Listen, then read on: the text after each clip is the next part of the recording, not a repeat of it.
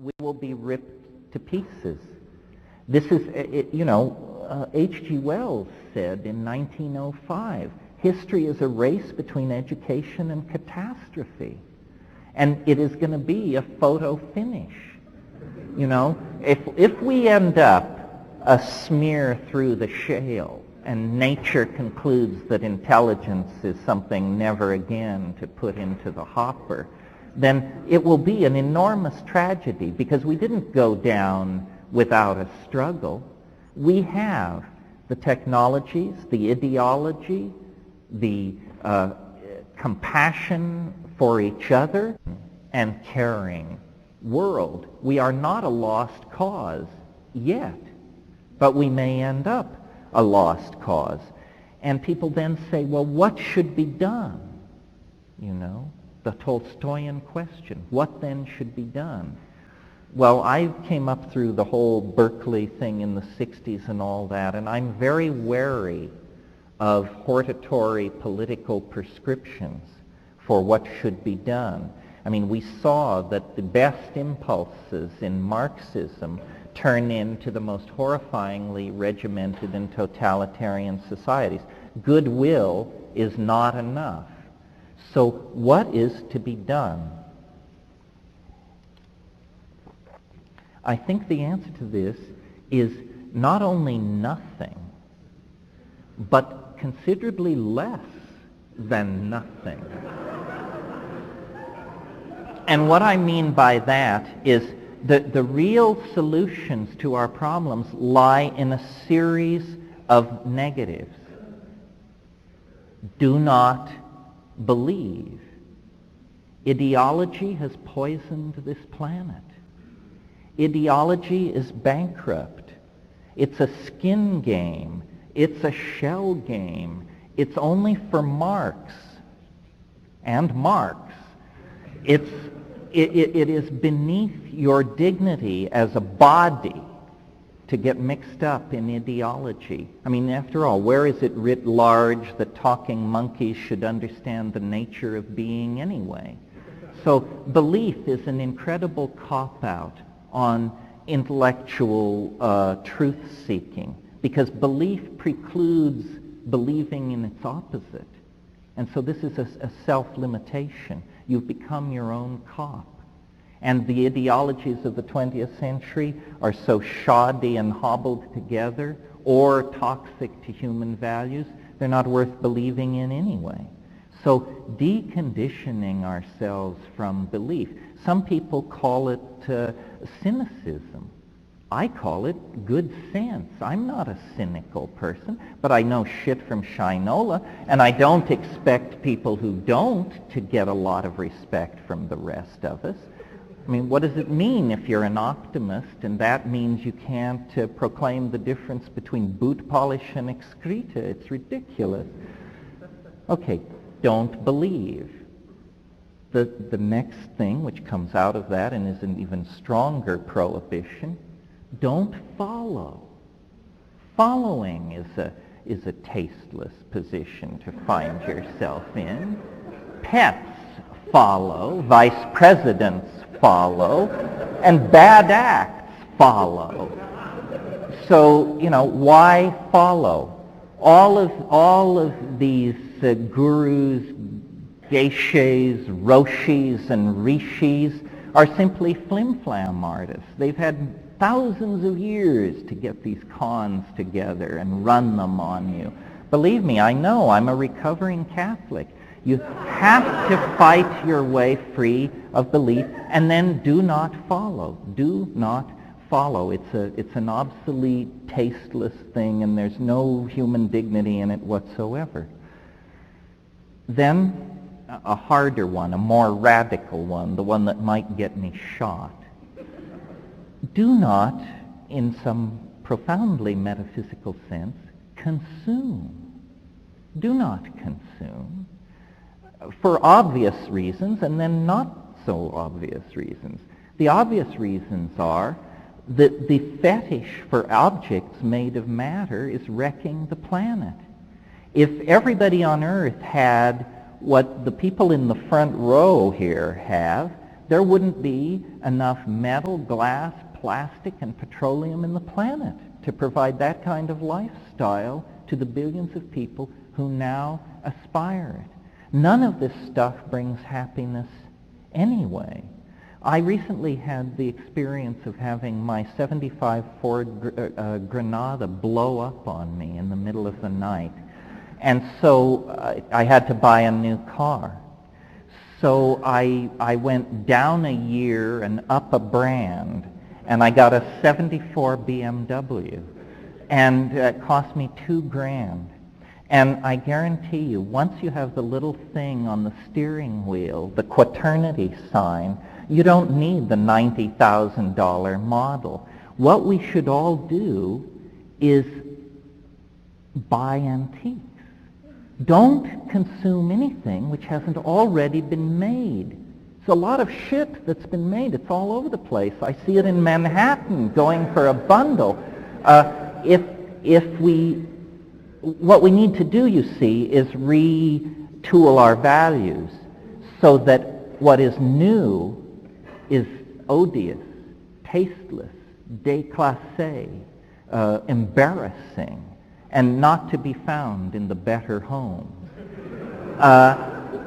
The older things are, the better they are. Here's a 50-year-old chair, fine. Here's a 500-year-old chair, how much better? We need to cease to consume, and I'm somewhat facetious in suggesting that we all become aficionados of Chippendale furniture and that sort of thing. That isn't the plan either. But the endless fetishism for consumer objects is wrecking the planet.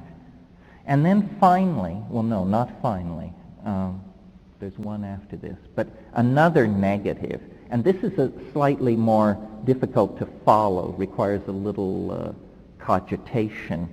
It's insidious. We shouldn't watch. We shouldn't watch. Watching is some kind of voyeuristic, sadomasochistic peculiarity that we are permitting ourselves because we think there are too many of us to do. But I don't think this is true. I think watching is an incredibly disempowering thing. Millions of people live half-awake, larval lives watching 6.5 hours of TV a day. And as long as they stay in their homes, shopping by phone and fax, everybody is happy. But they participate not at all in the society. They're the marks, and they consume. They consume the media, the entertainment, the clothes, the styles, the brands.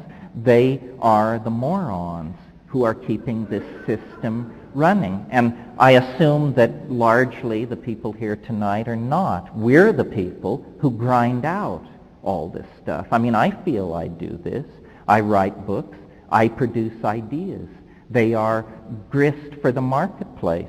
Harper and Bantam don't care what I'm saying. What they care about is how the books are selling. Product number 3245A sub F. How is it doing in the marketplace? Do not watch, because when you're watching, you're not at the center of things. Largely what I'm talking about here is reclaiming experience. Reclaiming experience. This is what's been taken from us. This is why the new music and dance culture is so important. This is why drug culture is so important. This is why the celebration of sexual minorities is so important. This is all about coming to grips with who you really are and how you really feel, and then experiencing it. You are not owned. It is not he or she or them or it that you belong to. And we have been told that we have to fit in. We have to make sense. This is not true. We are creating a world that celebrates diversity, that celebrates the uniqueness of every person. The complexification of our species is a process directly dependent on the complexity that we each bring to the process. The diversity that is spreading through society is a concomitant to the boundary dissolution. And I really believe that science's inability to make sense of human beings in the world as part of nature, to make sense of art, love, hate, aspiration, fear. The failure to make sense of this is the failure to come to terms with the transcendental aspect of reality. We are the best evidence there is that something extraordinarily unusual is happening on this planet, and that it's not something which will go on for millions of years. It began about 20,000 years ago. It's a self-advancing, self-expanding, self-defining process, and it takes no prisoners. You know, there is no going back. There is no going back from the momentum that history has imparted to the human imagination. There is only a going forward into what is called a forward escape through art, through design, through management and integration. That we have to push the art pedal to the floor. We have never designed our societies. We have never managed our societies or our lives. We have never tried to make what we were serve an aesthetic agenda. And that's why we've created a mess. In the absence of an aesthetic agenda, what we've created is Animal House on a global scale. So now it's time to pay the piper. And just in closing, the catalyst now is a combination of technologies, solid-state technologies, and pharmacology. The world that we are leaving behind, the world that failed us, was a world of ideologies and mechanical technologies. And the ideologies, one by one, are going down the tubes. Marxism, Freudianism, fascism, they one by one will be discredited. They cannot sustain. And the mechanical technologies cannot be sustained. They pollute, they dehumanize, they wreck the planet. What is coming into place is a world where drugs replace ideology. That's why drugs are so terrifying to those who oppose them. That's why they say you want to escape. You want to take drugs to escape. That's right. You want to escape. You want to escape fascism, communism, socialism, existentialism, phenomenology, positivism, all of this stuff. You want to escape ideology into the felt presence of the body, which means drugs and sex and syncopated music.